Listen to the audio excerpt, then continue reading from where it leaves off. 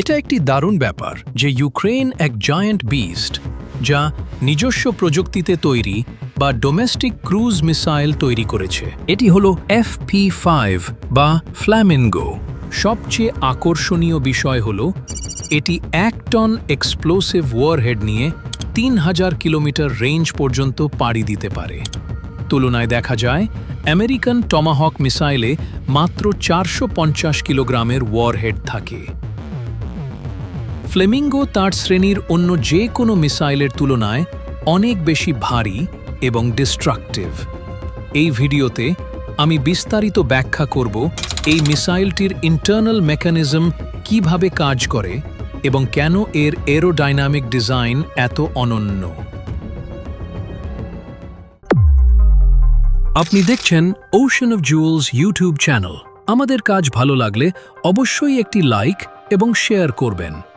FP5 flamingo হল একটি বিশাল ground launched cruise missile যার দৈর্ঘ্য 14 মিটার এবং উইংস্প্যান 6 মিটার।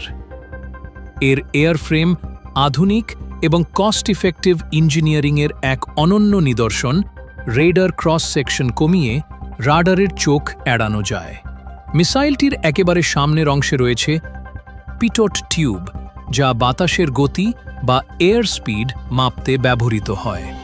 এর ঠিক পেছনে নোজ সেকশনে রয়েছে GPS, GNSS এবং ইনার্শিয়াল ন্যাভিগেশন সিস্টেমের একটি উন্নত এবং সোফিস্টিকেটেড সুইট লাগানো আছে, যা মিসাইলটিকে হাই প্রেসিশনের সাথে গাইড করে।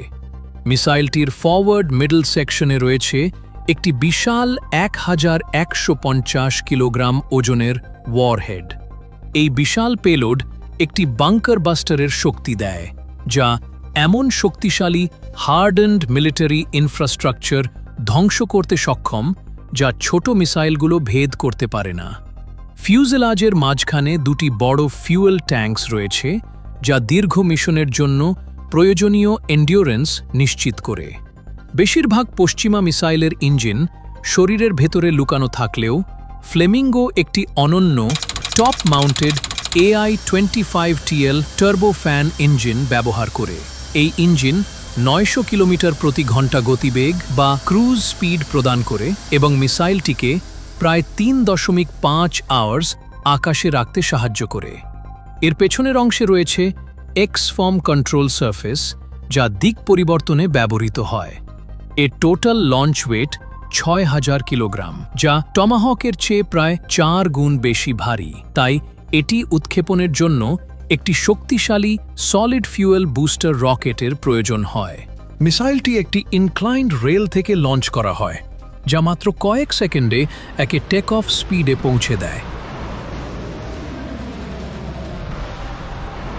মিসাইলটি নির্দিষ্ট উচ্চতায় পৌঁছালে বুস্টার আলাদা হয়ে খসে পড়ে।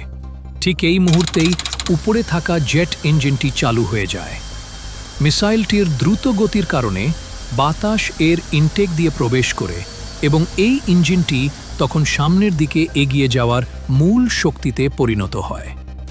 এর ইন্টারনাল ব্রেন বা GPS, GNSS অনবরত নিজের পজিশন চেক করতে থাকে। যদি কোনোভাবে GPS সিগন্যাল জ্যাম করে দেওয়া হয়, তবে এর ইনার্শিয়াল নেভিগেশন সিস্টেম অভ্যন্তরীণ সেন্সর ব্যবহার করে মিসাইলটিকে সঠিক পথে বজায় রাখে।